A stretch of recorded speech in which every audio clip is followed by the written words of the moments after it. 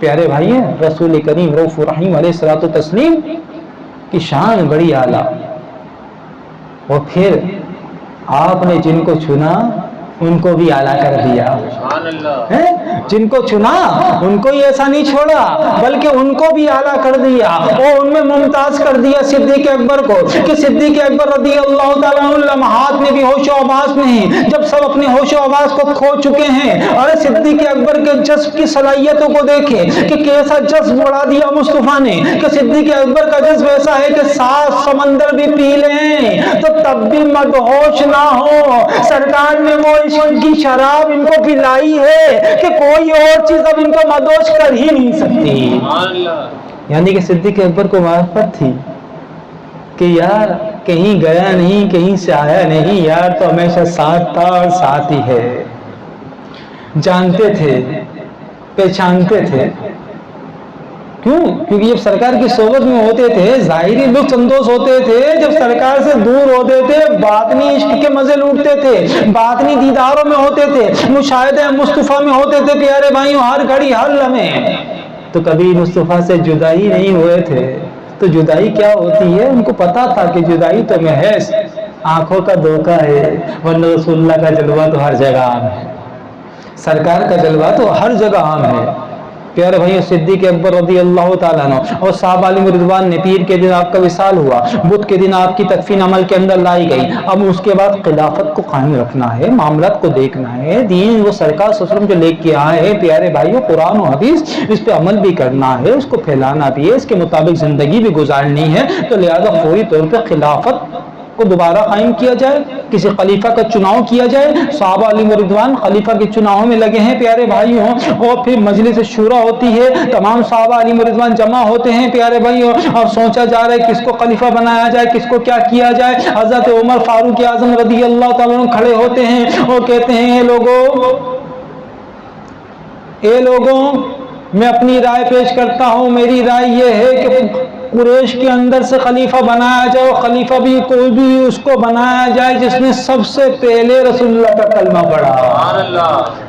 جب سرکار صلی اللہ علیہ وسلم نے اعلان نبوت کیا، مردوں میں سب سے پہلے جنہوں نے اللہ کے محبوب کا کلمہ پڑھا، اور جن کی شان ایسی تھی کہ رسول اللہ نے فرمایا جس نے بھی مجھ پہ ایمان لے کے آیا، کچھ نہ کچھ طلب کیا یا سوالات پوچھے، ابو بکر صدیق رضی اللہ تعالیٰ وہ آئے ہیں جو بغیر توقف کے، بغیر سوالات پوچھے، یقین کامل رکھتے ہوئے مجھے اللہ کے محبوب کو اللہ کا محبوب مان لیا، مجھے نبی آخری زمان مانا۔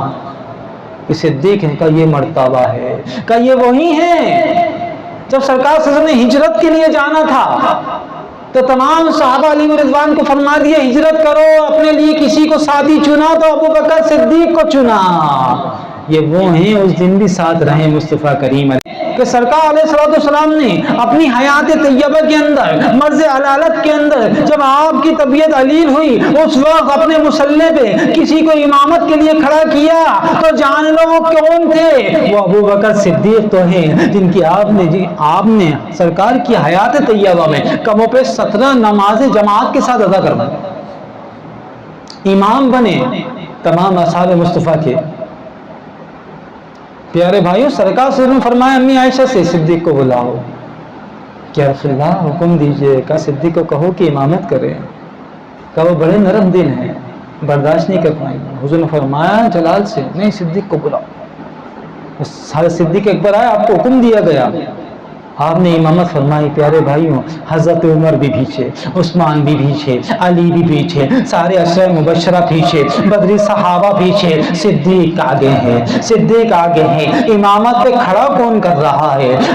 پیارے بھائیوں، دو عالم کے مالک و مختار حضور رحمت اللہ للعالمین صلی اللہ علیہ وسلم نے صدیق کو تمام صحابہ کا امام بنا دیا تو پتا چلا حضرت عمر نے صحیح خطبہ دیا کہ اے لوگوں، رسول اللہ نے اپنی زندگی کے اندر جن کو امام بنایا ہمارا، تو ہم دنیا کے معاملات میں بھی ان کو اپنا امام بناتے ہیں۔ یہ کہتے ہوئے آپ نے اپنا ہاتھ لیا اور صدیق اکبر کے ہاتھ میں دیا تو میں صدیق اکبر کو اپنا خلیفہ مانتا ہوں۔ بس یہ کہنا تھا کہ تمام صحابہ اٹھے جوک در جوک اور سب نے صدیق اکبر رضی اللہ عنہ کی بیعت کی۔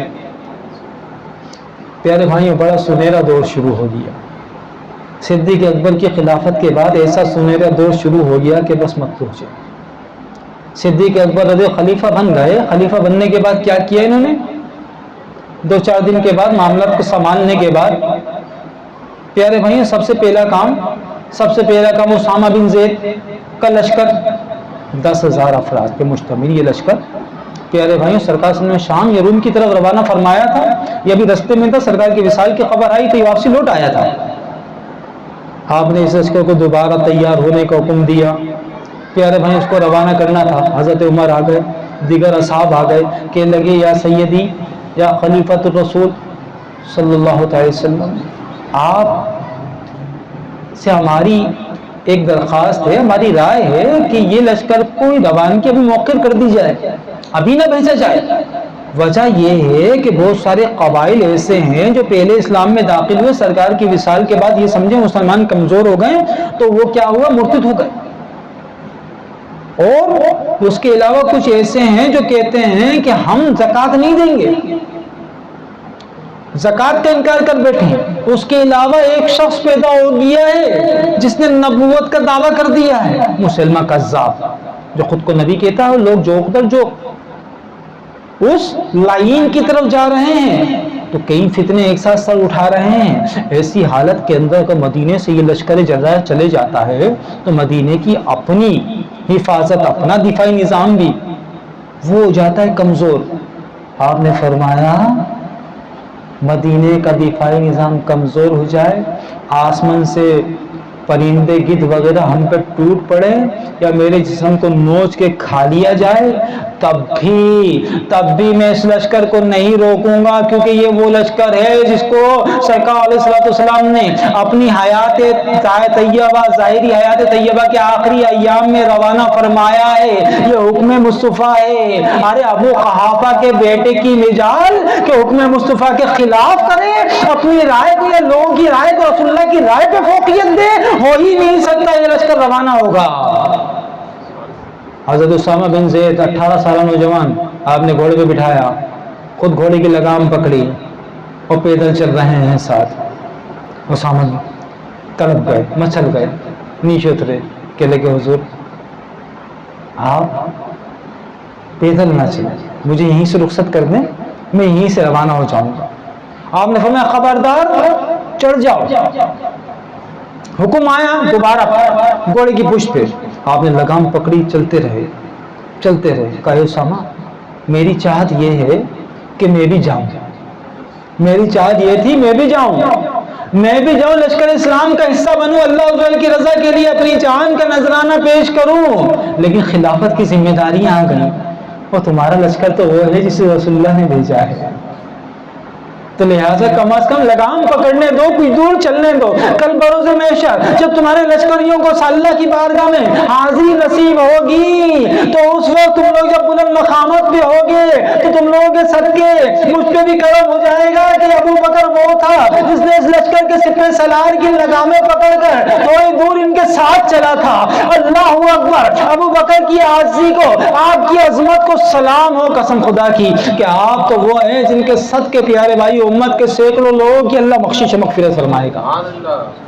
आपकी अपनी ज़ात तो बड़ी बला और बला है।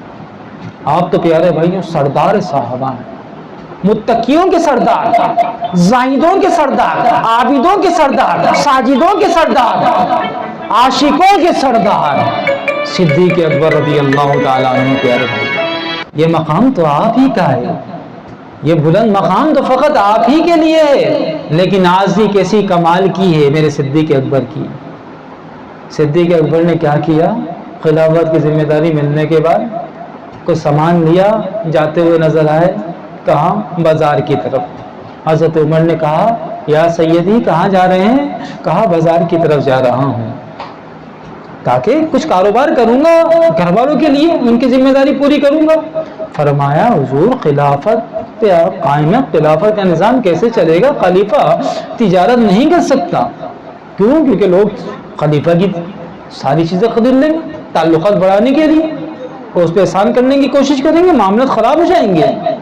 आप तिजारत नहीं करें। सबसे मशवरा किया गया, कहा गया कि खलीफा की कोई उजरत तय कर दी जाए।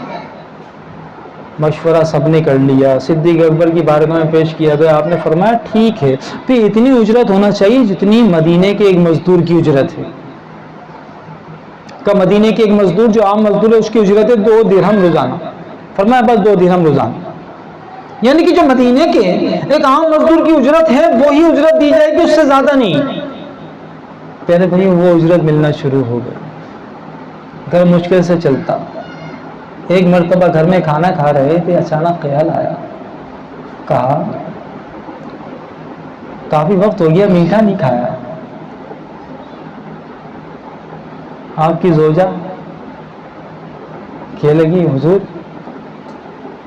تو میٹھا کھا لے. فرمایا کیسے، اتنے پیسے تھوڑی ہیں کہ شہد خرید لو، گھی خرید لو، اس سے کچھ میٹھا بنایا جائے. آپ نے کچھ پیسے کہا میں نے بچا کے رکھے، وہ لے کے آ گئی. کہا اب اسے شہد اور گھی لے آئے تاکہ میٹھا بنا لیا جائے. پیارے بھائیو صدیق اکبر پیسے لے کے گئے، بیت المال میں جمع کروا دی. فرمایا آئندہ میری سیلری سے اتنے پیسے مائنس کر دو، یہ ہمارے خرچے کے لیے اضافی ہیں، جب ہی جمع کر لیا جائے. میں نے مصطفیٰ کریم کو کبھی جمع کرتے ہوئے نہیں دیکھا، اللہ کے محبوب کو کبھی جمع کرتے ہوئے نہیں دیکھا، تو لہٰذا کوئی ایسا عمل جو محبوب نے نہیں کیا وہ صدیق کبھی نہیں کرے گا. پیارے بھائی یہ صدیق اکبر رضی اللہ تعالیٰ کی عظمت ہے. کیا کہنا آپ کی عظمتوں کو. جب آپ نے لشکر روانہ کیا پیارے بھائیوں، اور پھر مانعین زکوٰۃ جو زکوٰۃ نہیں دینا چاہتے تھے ان کے لیے قتال کا معاملہ کیا. آپ نے وفد روانہ کیے، جاؤ ان کے پاس. جب وفد پہنچے تو آپ کا لشکر روانہ کرنے سے اللہ نے ان کے قلوب میں ایسا رعب ڈال دیا. انہوں نے بولا 10,000 کا لشکر انہوں نے رسول اللہ کی وصال کے بعد بھیج دیا ہے، نہ جانے کتنی لاکھوں فوج مدینے کے اندر ابھی ہوگی، ورنہ تو یہ کبھی نہیں بھیجتے. لہذا رعب پہلے سے زیادہ قائم ہو گیا. اور ادھر اللہ تعالیٰ نے فضل ایسا کیا کہ مسلمہ کذاب کو پیارے بھائیوں واصل جہنم کر دیا گیا. وہ شاندار فتح مسلمانوں کو نصیب ہوئی کہ جس کی کوئی انتہا نہیں. تو پیارے بھائیوں وہ عمل جو صدیق اکبر نے کیا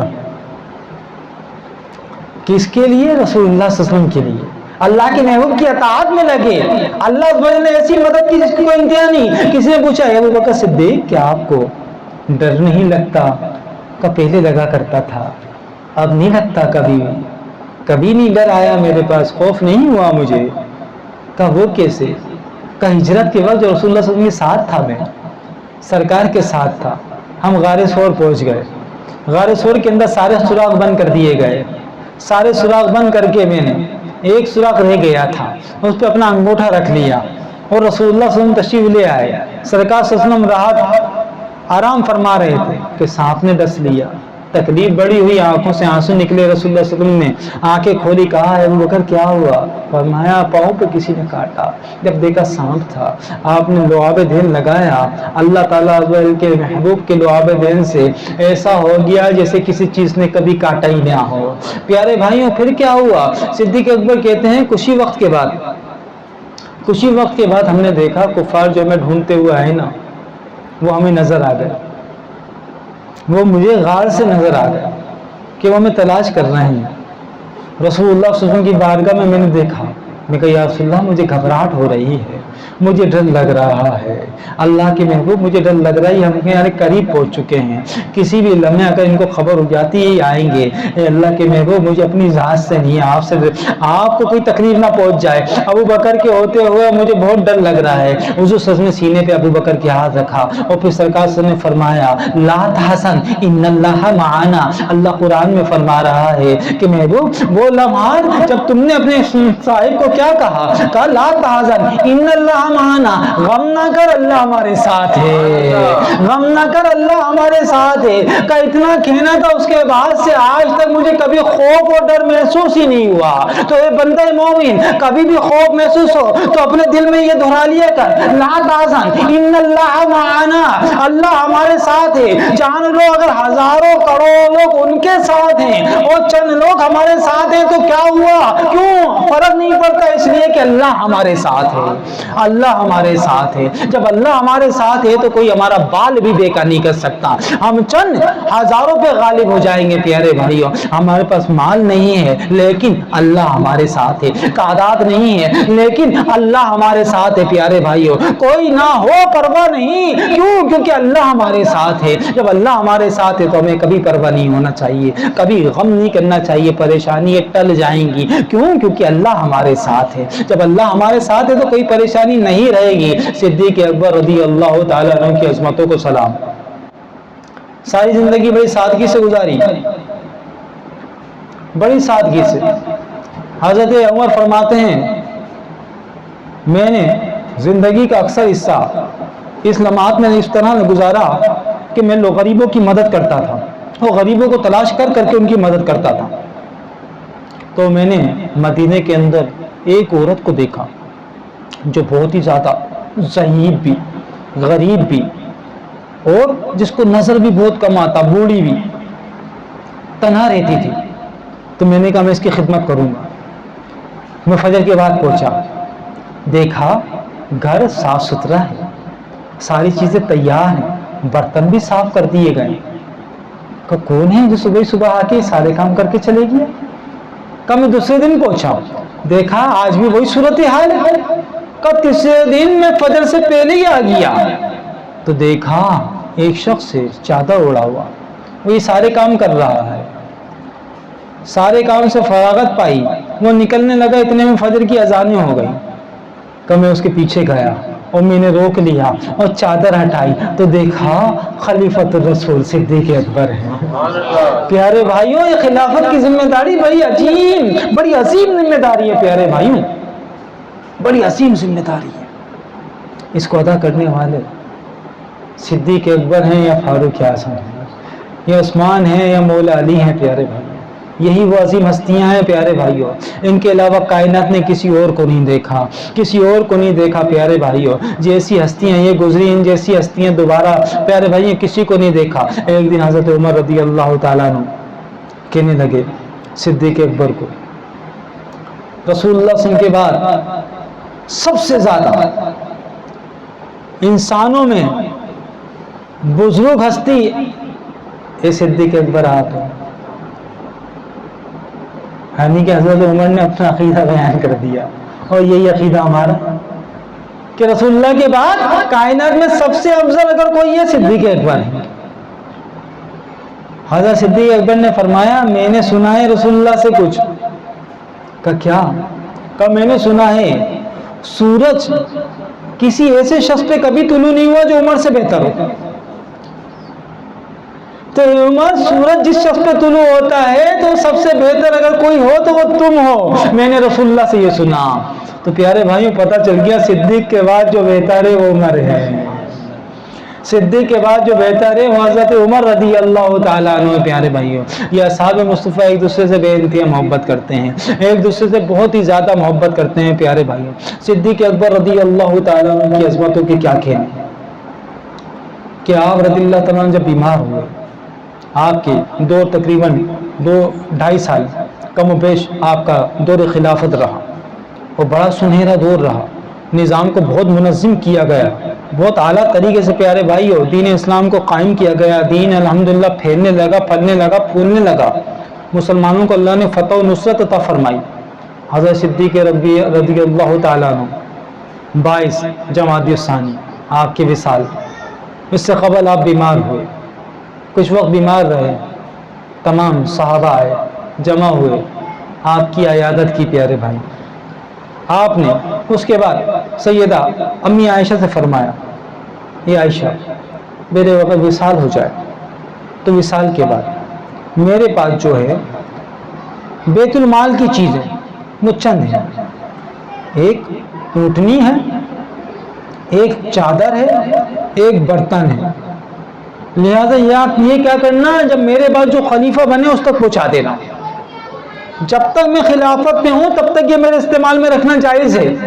جب میں خلافت سے سبکدوش ہو جاؤں تب یہ اس خلیفہ کو پہنچا دینا جو وقت کا خلیفہ ہو. پیارے بھائی صحابہ علیہ رضوان کو آپ نے جمع کیا اور کہا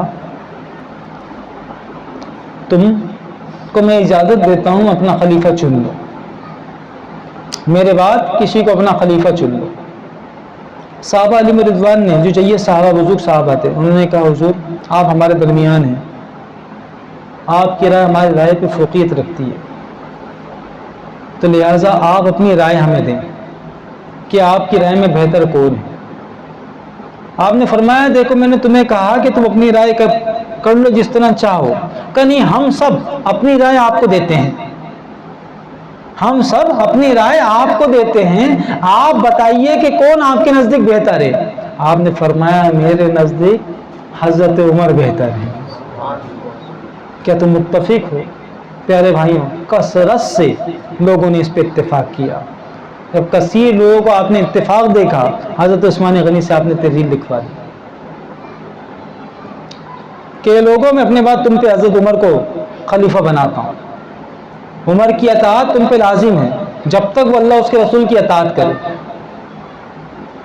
اور اگر وہ اللہ اس کے رسول کی اطاعت چھوڑ دے تو پھر تم جیسا بہتر چاہو ویسا کرو۔ پیارے بھائیوں، آپ نے تحریر حضرت عثمان غنی رضی اللہ سے لکھوائی، چند صحابہ آ گئے صدیق اکبر کے پاس کہ ایک صدیق اکبر آپ یہ کیا کرتے ہیں؟ آپ نے خلیفہ کو نامزد کر دیا۔ فرمایا کثیر صحابہ کی رائے سے نامزد کیا۔ کہا کیا آپ کو اللہ سے ڈر نہیں لگتا؟ پیارے بھائی، یوں اصحاب مصطفیٰ ہیں جہاں پہ ایک دوسرے کو کھل کر اپنے موقف کی اجازت تھی اظہار کی۔ کہا آپ کو کیا اللہ سے ڈر نہیں لگتا؟ تو آپ نے فرمایا اے لوگوں جان لو میں عمر کو تم سے بہتر جانتا ہوں، اللہ کو بھی تم سے بہتر جانتا ہوں۔ آج آپ نے وہ راز کھول دیا کہ لوگوں میں اللہ کو تم سے بہتر جانتا ہوں، تو مجھے اللہ سے کیا ڈرا رہے ہو؟ اللہ کے محبوب نے مجھے میرے رب سے معرفت کروا دی، میرے تعلق کو ایسا مضبوط کر دیا کہ میں اپنے رب کو بہت اچھی طریقے سے جانتا ہوں۔ صدیق اکبر کا کتنا بڑا احسان ہے، 22 جمادی الثانی کو آپ پردہ فرما گئے لیکن حضرت عمر جیسا خلیفہ عطا کر دیا ہے کہ تاریخ میں پیارے بھائیوں مثل عمر کوئی دوسرا نظر نہیں آتا، کہ آج تک دنیا اگر کسی کو ڈھونڈتی ہے تو حضرت عمر کو ڈھونڈنا چاہتی ہے، لیکن پیارے بھائیوں کوئی مثل عمر نظر ہی نہیں آتا۔ پیارے بھائیوں ایسا آپ نے تحفہ عطا کیا۔ یہ صدیق اکبر رضی کی فراست، حضرت عبداللہ بن مسعود رضی اللہ عنہ کہتے ہیں نا، کہتے ہیں اگر فراست دیکھی تو 3 لوگوں کی دیکھی۔ کا ایک یوسف علیہ السلام کو خریدتے وقت حضرت زلیخا کی، کا دوسرا شعیب علیہ السلام کی بیٹی کی فراست کہ موسیٰ علیہ السلام کے متعلق والد کو کہا کہ ان کو رکھ لیں، یہ ہماری بکریاں چرایا کریں گے۔ اور تیسری صدیق اکبر رضی اللہ عنہ حضرت عمر رضی اللہ عنہ کو نامزد کرتے ہوئے دیکھا کہ وہ فراست کہ آپ نے حضرت عمر کو نامزد کیا۔ یہ ایسی فراست ہے جس کے متعلق لوگوں نے بعد میں دیکھا، بعد میں اس کا اظہار ہوا۔ آپ نے وصیت کی کہ میرا جب وصال ہو جائے تو تم ایک کام کرنا، میری تیاری کر کے نماز جنازہ کے بعد میری میت سرکار علیہ الصلوۃ والسلام کے حجرہ انور کے قریب لے جانا، اور خبردار اندر نہیں لے جانا، دروازہ کھولنا بھی نہیں، دروازے کے باہر رکھ دینا، اور پھر اجازت طلب کرنا، یا رسول اللہ صدیق اکبر رضی اللہ تعالیٰ عنہ اجازت چاہتا ہے آپ کے پہلو میں دفن ہونے کی، آپ کا غلام صدیق اکبر اجازت چاہتا ہے آپ سے ملنے کی، آپ کی بارگاہ میں آنے کی۔ اگر رسول اللہ اجازت عطا کر دیں تو لے جانا، ورنہ مسلمانوں کے قبرستان میں تدفین کر دینا۔ صحابہ علیہ رضوان آ گئے، روضہ انور کے باہر پیارے بھائیوں رکھ دیا گیا جنازہ، اب اجازت مانگی جا رہی ہے۔ صحابہ کا عقیدہ دیکھے، مصطفیٰ صلی اللہ علیہ وسلم قبر انور میں ہے، لیکن صحابہ کو پتہ ہے رسول اللہ سنتے بھی ہیں، دیکھتے بھی ہیں، جواب بھی دیتے ہیں، تو زندہ ہے واللہ، تو زندہ ہے واللہ، میری چشم عالم سے چھپ جانے والے یہ عقیدہ صحابی ہے پیارے بھائیوں، تو کسی اور کو نصیب نہیں ہو سکتا، کسی عاشق کو ہی نصیب ہو سکتا ہے۔ پیارے بھائیوں اصحاب مصطفیٰ کا عقیدہ یہی ہے۔ آواز کیا آئی اندر سے؟ آواز آئی حبیب کو حبیب سے ملا دو، ہیں کہ حبیب کو حبیب سے ملا دو، دروازہ خود ہی کھل گیا۔ پیارے بھائیوں صحابہ علیہ رضوان نے رسول اللہ کے پہلو میں حضرت صدیق اکبر کی تصویر